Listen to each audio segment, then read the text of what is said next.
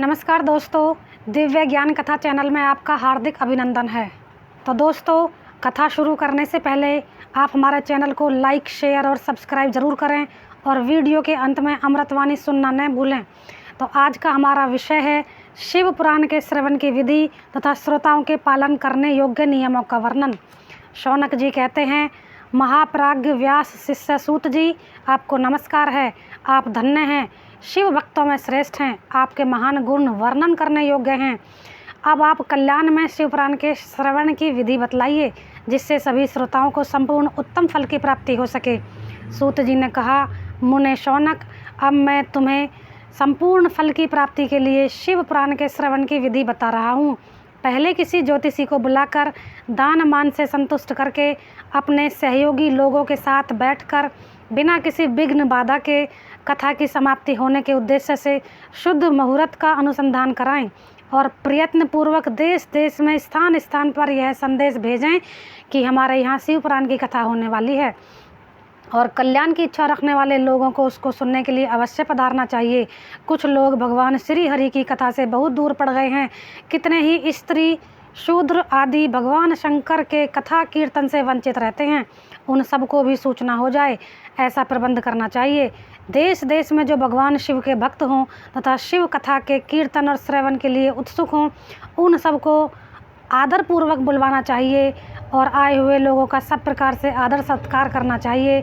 शिव मंदिर में, तीर्थ में, वन प्रांत में अथवा घर में शिव पुराण की कथा सुनने के लिए उत्तम स्थान का निर्माण करना चाहिए। केले के खंभों से सुशोभित एक ऊंचा कथा मंडप तैयार कराएं।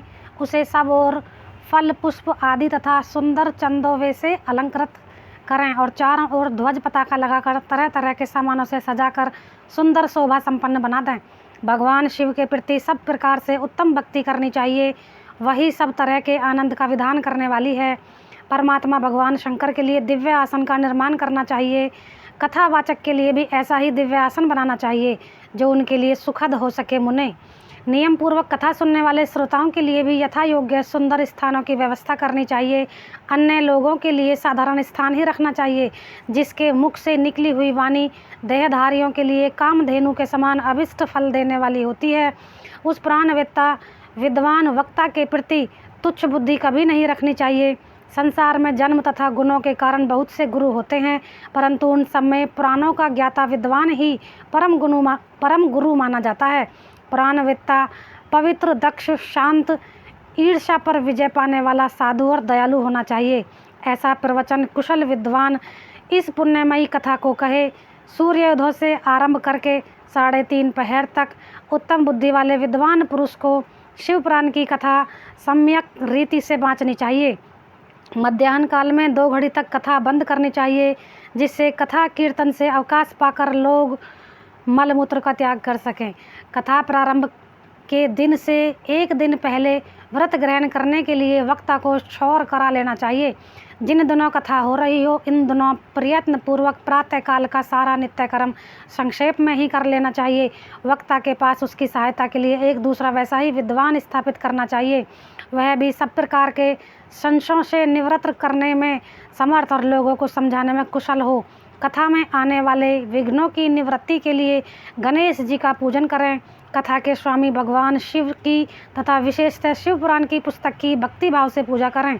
तत्पश्चात उत्तम बुद्धि वाला श्रोता तन मन से शुद्ध एवं प्रसन्न चित्त हो आदर पूर्वक शिव पुराण की कथा सुने।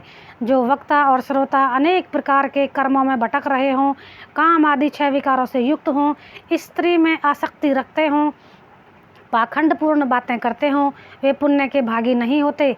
जो लौकिक चिंता तथा धन, गृह एवं पुत्र आदि की चिंताओं को छोड़कर कथा में मन लगाए रहते हैं, उन शुद्ध बुद्धि पुरुषों को उत्तम फल की प्राप्ति होती है।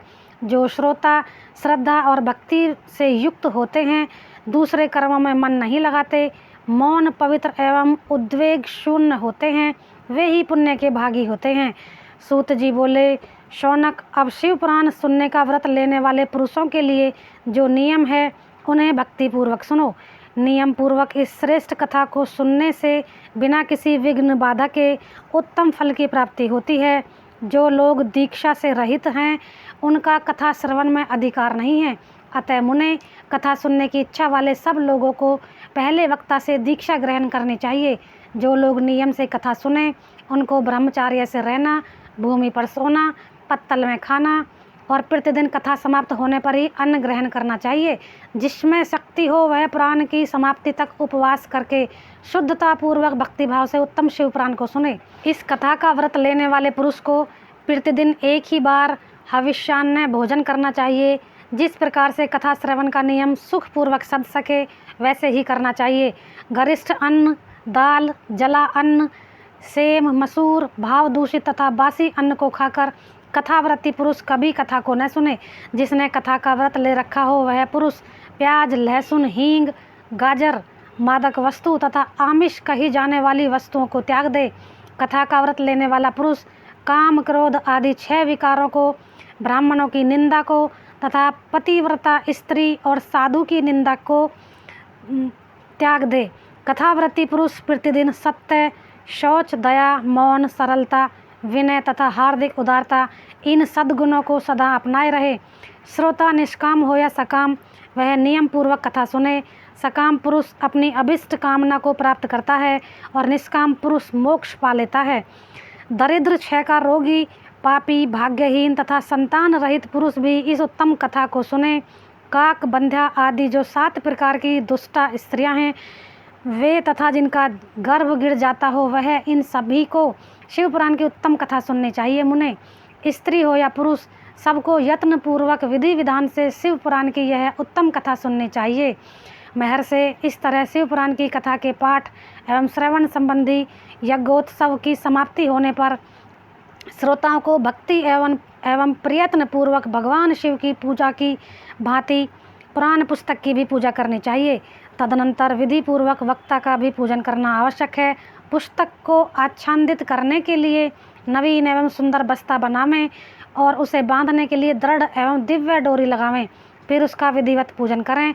मुने श्रेष्ठ इस प्रकार महान उत्सव के साथ पुस्तक और वक्ता की विधिवत पूजा करके वक्ता की सहायता के लिए स्थापित हुए पंडित का भी उसी के अनुसार धन आदि के द्वारा उससे कुछ ही कम सत्कार करें।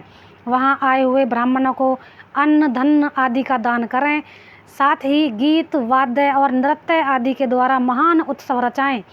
मुने यदि श्रोता विरक्त हों तो उसके लिए कथा समाप्ति के दिन विशेष रूप से उस गीता का पाठ करना चाहिए जिसे श्री रामचंद्र जी की प्रति भगवान शिव ने कहा था। यदि श्रोता ग्रस्त हो तो उस बुद्धिमान को उस श्रवण कर्म की शांति के लिए शुद्ध हविष्य के द्वारा होम करना चाहिए। मुने रुद्र संहिता के प्रत्येक श्लोक द्वारा होम करना चाहिए अथवा गायत्री मंत्र से होम करना चाहिए, क्योंकि वास्तव में यह पुराण गायत्री में ही है। अथवा शिव पंचाक्षर मूल मंत्र से हवन करना चाहिए। होम करने की शक्ति न हो तो विद्वान पुरुष यथाशक्ति हवनीय हविष्य का ब्राह्मण को दान करे। न्यूनता, रिक्तता रूप दोष की शांति के लिए भक्ति पूर्वक शिव सहस्त्र नाम का पाठ अथवा श्रवण करें। इससे सब कुछ सफल होता है, इसमें संशय नहीं है, क्योंकि तीनों लोकों में इससे बढ़कर कोई वस्तु नहीं है। कथा श्रवण संबंधी व्रत की पूर्णता की सिद्धि के लिए 11 ब्राह्मणों को मधु मिश्रित खीर भोजन कराएं और उन्हें दक्षिणा दें। मुने यदि शक्ति हो तो 3 तोले सोने का एक सुंदर सिंहासन बनावें और उस पर उत्तम अक्षरों में लिखी अथवा लिखाई हुई शिव पुराण की पोथी विधि पूर्वक स्थापित करें। तत्पश्चात पुरुष उसकी आवाहन आदि विविध उपचारों से पूजा करके दक्षिणा चढ़ाए। फिर जितेंद्रिय आचार्य का वस्त्र, आभूषण एवं गंध आदि से पूजन करके दक्षिणा सहित वह पुस्तक उन्हें समर्पित कर दें। उत्तम बुद्धि वाला श्रोता इस प्रकार भगवान शिव के संतोष के लिए पुस्तक का दान करे।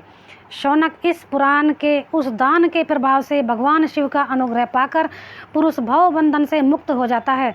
इस तरह विधि विधान का पालन करने पर श्री संपन्न शिव पुराण संपूर्ण फल को देने वाला तथा भोग और मोक्ष का दाता होता है। मुने शिव पुराण का वह सारा महात्म्य जो संपूर्ण अभिष्ट को देने वाला है मैंने तुम्हें कह सुनाया है। अब और क्या सुनना चाहते हो? श्रीमान विष्णु पुराण समस्त पुराणों के भाल का तिलक माना गया है। यह भगवान शिव को अत्यंत प्रिय रमणीय और भाव रोग का निवारण करने वाला है। जो सदा भगवान शिव का ध्यान करते हैं, जिनकी वाणी शिव के गुणों की स्तुति करती है और जिनके दोनों कान उनकी कथा सुनते हैं, इस जीव जगत में उन्हीं का जन्म लेना सफल है। वे निश्चय ही संसार सागर से पार हो जाते हैं। भिन्न भिन्न प्रकार के समस्त गुण जिनके सच्चिदानंद में स्वरूप का कभी स्पर्श नहीं करते, जो अपनी महिमा से जगत के बाहर और भीतर भासमान हैं, तथा जो मन के बाहर और भीतर वाणी एवं मनोवृत्ति रूप में प्रकाशित होते हैं, उन अनंत आनंद घन रूप परम शिव की मैं शरण लेता हूँ। इति अध्याय 6 और 7। बोलो शंकर भगवान की जय, बोलो माँ पार्वती की जय। और अब आज की अमृतवाणी। जिंदगी की सच्चाई यही है कि ठोकर लगने पर ही इंसान चलना सीखता है। तो दोस्तों, आज की वीडियो में इतना ही। ऐसी ही कथाएं जानने के लिए जुड़े रहिए हमारे चैनल के साथ।